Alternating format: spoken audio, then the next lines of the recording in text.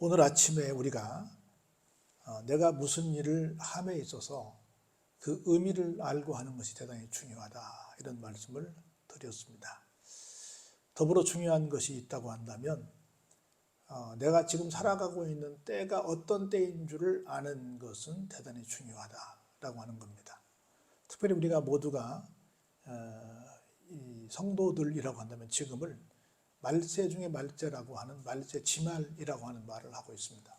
말세지말이라는 말만 하는 것이 아니라 실제 그때에는 어떤 일들이 생기는가를 쭉 보면서 이런 상황을 보니 말세가 맞구나. 그럼 내가 어떻게 살아야 되겠구나. 정확히 말하면 어떻게 준비하며 살아가야 되겠구나 라고 하는 생각을 하는 것이 타당하다고 봅니다. 오늘 말씀을 통해서 말세의 징조와 말세를 맞는 우리가 어떤 태도를 갖고 살아야 될 것인지에 대한 얘기를 잠깐 나누고자 합니다. 첫 번째, 그날 환난 후에 이렇게 말합니다. 설명을 다 할 수는 없지만 우리 앞에 이미 시작됐다, 곧 될 것이다 라고 설왕설래가 있긴 하지만 앞으로 우리에게 주어질 것은 두 가지 정도 상황이 주어집니다. 하나는 7년 대환란이 올 것이다 라고 하는 것이고요.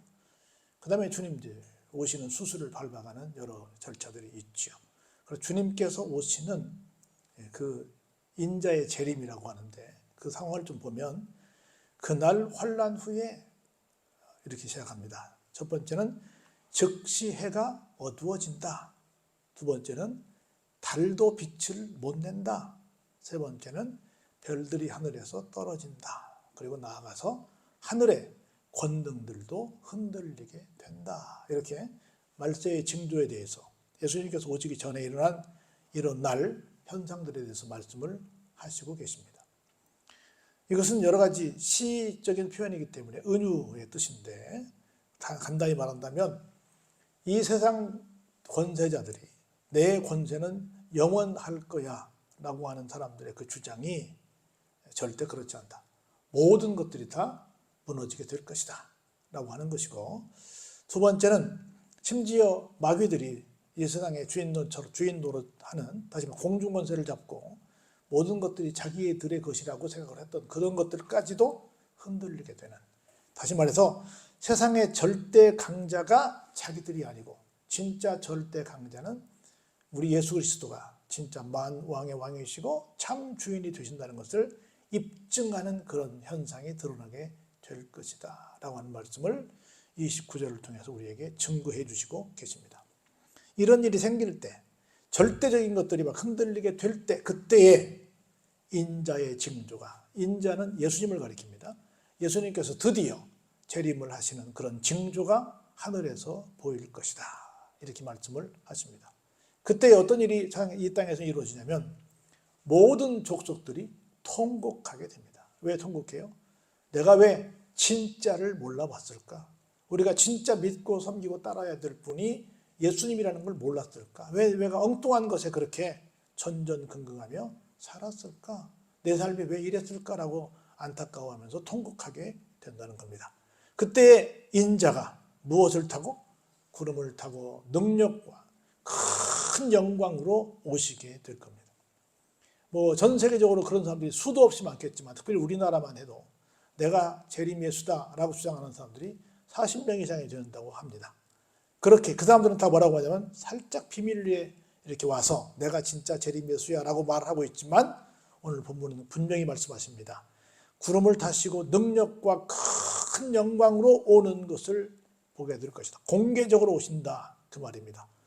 어떻게 오시냐면 보니까 그가 큰 나팔 소리와 함께 천사들을 보내서 그들이 그의 택하신 자들을 하늘 이 끝에서 저 끝까지 사방에서 모으는 굉장한 행사가 이어질 거라는 겁니다.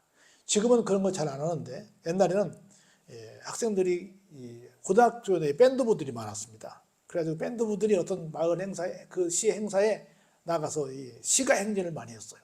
그래서 누가 어디 금메달을 따고 왔습니다, 무슨 좋은 일 했습니다 그러면 그 밴드부가 쫙 연주하며 나가고 그 뒤에 차를 타고 다 카프레이드를 하는 그런 행사가 많았는데 요즘은 그런 일이 없는 것 같아요. 근데 그때 제일 먼저 앞에 나가는 게 밴드부가 가는 거예요. 나팔 소리를 부르면서 큰 북을 치면서 요란하게 동네 사람들 여기 오늘 스타가 나타났어요, 환영해 주십시다 하는 그 빵빠레가 막 울립니다. 그것처럼 예수님께 재림하실 때 큰 소리로 전 세계 어디 있든 간에 하나님께 택하신 사람들을 다 불러 모으는 그런 엄청난 일을 하십니다. 그래서 지금 왔다고 하는 저 가짜 재림 예수들처럼 그렇게 비밀 위에 살짝 가가지고 골방에서 자기들끼리만 이상한 짓을 하는 것이 아니라 정말 공개적으로 모든 사람들이 볼 수 있도록 짜잔 하고 등장하시게 된다는 걸 여러분들이 꼭 기억하시기 바랍니다. 그리고 절대로 그런 이상한 말에 현혹되지 마시기 바랍니다. 절대로 주님 오시지 않았습니다. 주님 오실 때 이렇게 나타나니까 다른 데 가서 이상한 데 가서 기웃거리지 마시기 바랍니다. 그러면서 이렇게 우리에게 좀 지혜를 좀 터치합니다. 무화과 나무의 비유를 배우라. 그 가지가 연하여지고 잎사귀를 내면 무슨 계절이 가까이 와요? 여름이 가까운 줄을 압니다. 저는 이제 벼농사의 고장에 살았기 때문에 벼를 처음에 심으면 아주 연하게 아주 연두색 빛이 이렇게 쭉 나옵니다. 그러다 시간이 흐를수록 얘가 점점 짙어집니다. 여기 모든 이 나무들 마찬가지 조금 있으면 다 새송이 돋을 텐데 그때 연해집니다. 여름으로 갈수록 더 진해집니다.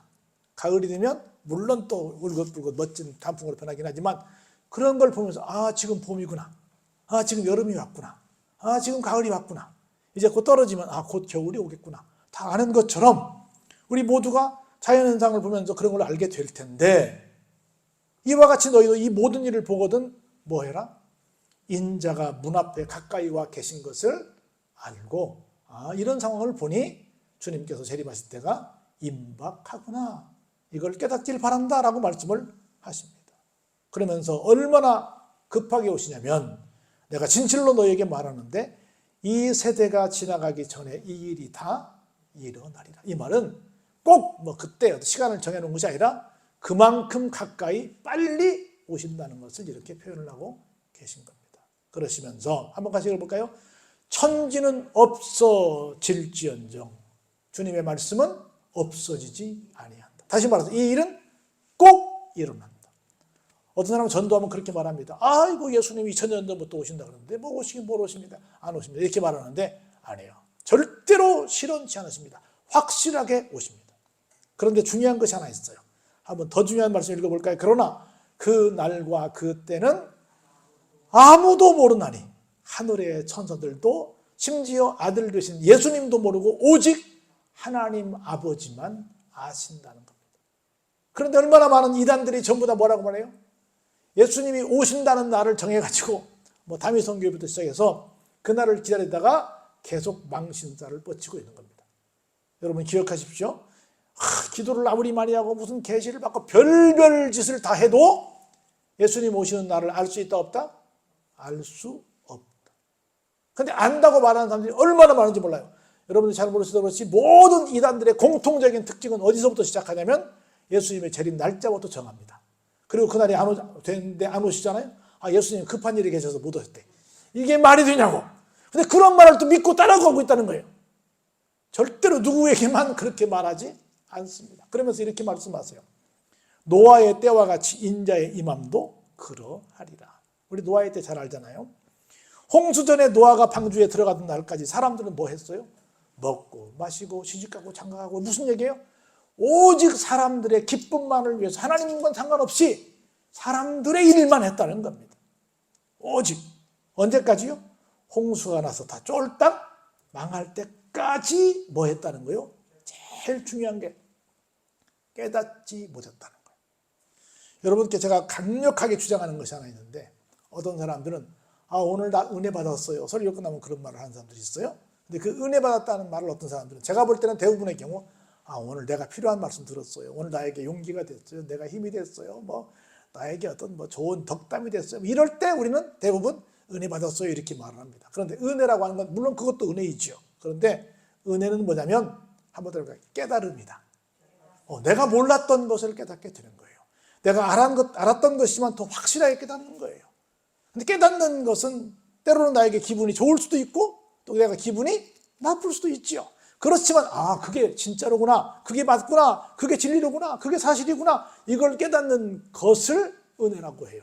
근데 우리는 은혜는 무조건 내 기분이 좋아지는 걸 은혜라고 생각하는데 물론 그것도 은혜지요. 근데 더 중요한 건 뭐예요? 깨닫는 거예요.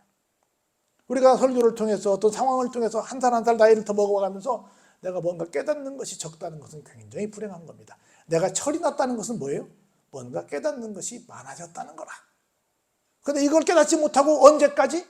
멸망하는 그 순간까지 사람들은 자기 일만 했다는 겁니다. 그때 어떤 일이 생기는 줄 아세요? 두 사람이 밭에 있습니다. 다 이제 모두가 들러 나갈 겁니다. 그런데 한 사람은 데려가고 한 사람은 버려둠을 당할 거랍니다. 두 여자가 맷돌질을 하는데 한 사람은 데려가고 한 사람은 버려둠을 당할 것이라고 합니다. 여러분 생각해 보세요. 그러면 들려 올라간 사람만 끝날까요? 아니죠. 그래서 버스를 내가 타고 가. 버스 운전사가 들림 받았어. 나머지는 어떻게 돼요? 큰일 나죠. 비행기 조종사가 비행기를 타고 대 멀리 나가려고 있어. 갑자기 들림 받았어. 어떻게 돼요? 난리 나죠. 그 한 사람 그냥 정말 그 휴거 되는 것으로 끝나는 게 아니야. 그 일로 말미암아 일파만파 어마어마한 일이 생기는 거예요. 온통 정말 대혼란이 오는 겁니다. 그런 날이 온다는 거예요. 그러므로 뭐 하고 있어라? 깨어 있으라. 어느 날에 너희 주가 임하실는지 너희가 알지 못하기 때문이다. 우리는 몰라요. 모르니까 항상 뭐 하고 있어야 돼요? 깨어 있어야 돼요. 그러면서 이렇게 비유를 쉽게 해주세요.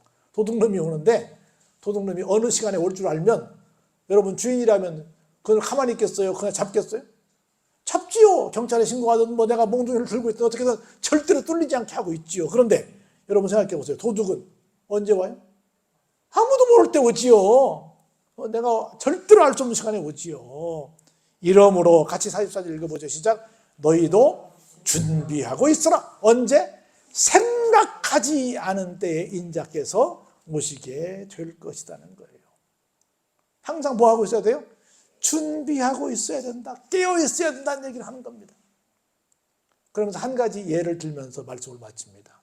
예를 들어서 어떻게 깨어 있어야 되냐, 어떻게 준비하고 있는 거냐, 어떻게 잘 우리가 대비하고 있는 거냐를 이 이야기를 통해서 우리에게 들려주십니다. 볼까요? 어떤 집에 충성되고 지혜 있는 종이 하나 있었습니다.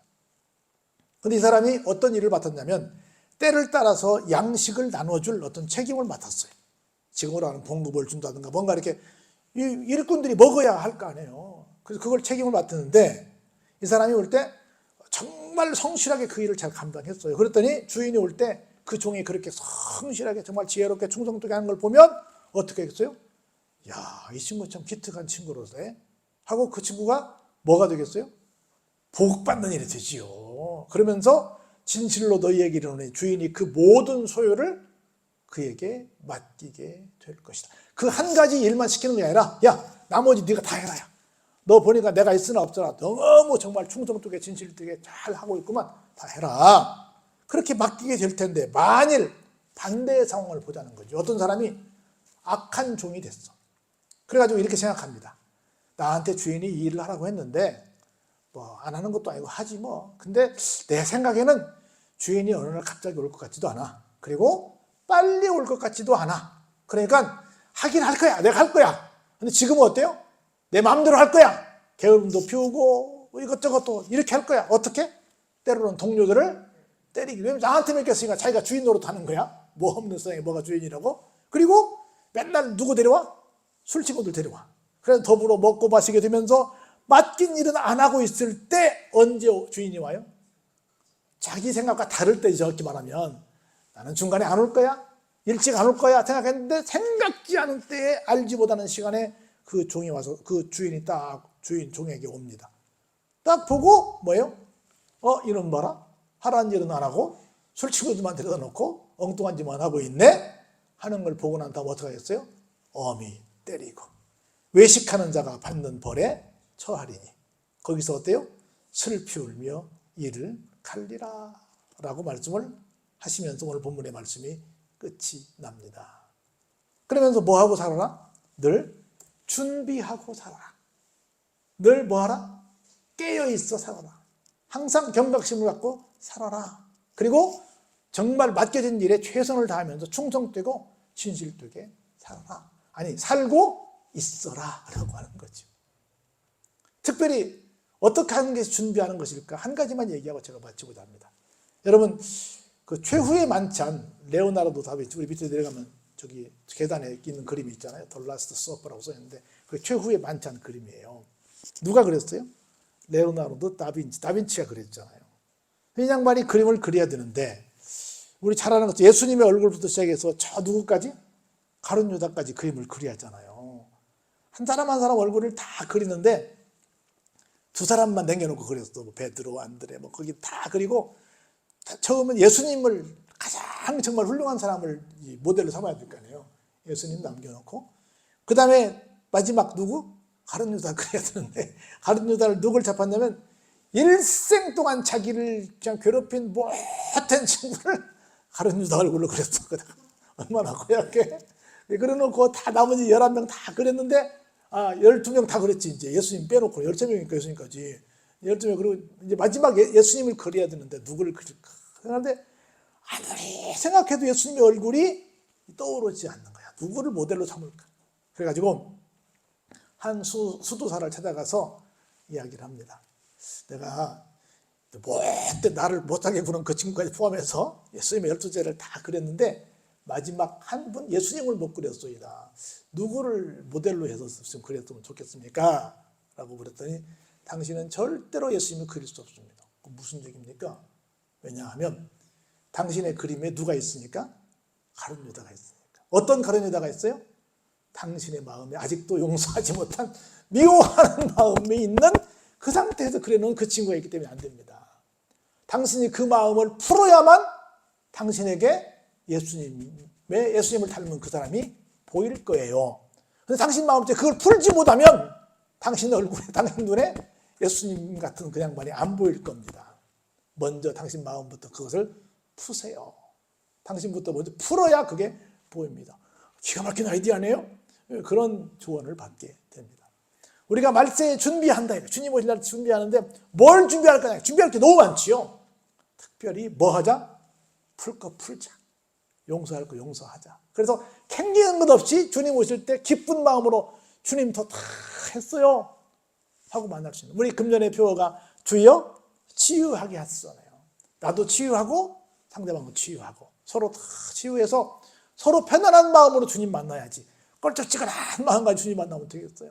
그리고 우리가 정말 주님의 때를 기다리는 사람들입니다. 언제 오실지 몰라요. 갑작스레 언제 오실지 몰라요. 누가 그러더라고. 뭐 수요일날 기도회 때 비 올 때 온다던가, 뭐 수요일날 먼저 날구전 날 예배 드릴 때 오신다 그러는데 언제 오실지 몰라. 부흥사들의 말이지만, 근데 아무도 몰라. 안다고 하면 이단입니다. 아무도 모르지만 그러나 분명히 이런 많은 징조를 봤을 때 그리 멀지는 않을 것 같은데 어떻게 하다가 우리가 주님 만날 거냐? 풀 거 풀자. 그래서 정말 나도 편하고 내가 아는 지인들도 편한 상태에서 주님을 만난 것이 우리가 준비하고 있어야 될 것이 아닌가. 그게 깨어 있어야 될 것이 아닌가. 꿍 하고 있는데 지금 천지사방에서 흩어져 있는 모든 택한 자들을 다 부르신다는데 꿍 하고 있으면 부르시겠어요? 내가 볼 때 안 부를 것 같아. 그래서 꽁 하지 말고 다 풀어서 즐겁게 사시다가 주님 오실 때 주님 저 여기 있어요 하고 뛰어올 수 있도록. 어떤 사람들은 뭐라고 말해요? 산아 나를 가려라, 바위야 나를 가려라. 주님 보니까 너무 부끄러우니까. 마치 처음에 아담과 하와가 숨어 있었던 것처럼 똑같이 주님 오시는 걸 무서워할 거냐, 아니면 저 여기 있어요 하고 뛰어나갈 것이냐. 그건 내가 볼 때는 아마 내 마음속에 어떤 마음일 거냐가 중요할 거라고 봅니다. 한번 따라서 풀 건 풉시다. 용서할 건 용서합시다. 다 그렇게 하시고 준비하고 계시다 오면 어느 순간에 오시더라도 기쁘게 우리가 주님을 맞이하게 될 줄로 믿습니다. 이런 믿음이 여러분 속에 넘치기를 주의 이름으로 축원합니다.